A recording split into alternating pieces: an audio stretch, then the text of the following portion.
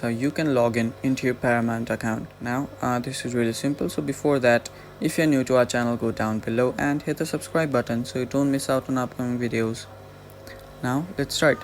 If you have the Paramount app, you can use the app, but since I don't have the app, I'll just use my browser.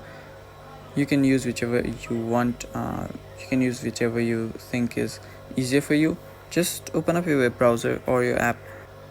Now after you search for Paramount Plus, just open it up. Now as you can see, there is a section to add my email. Now I'll just add my email right here, and after tap on submit, there is a section to add your password.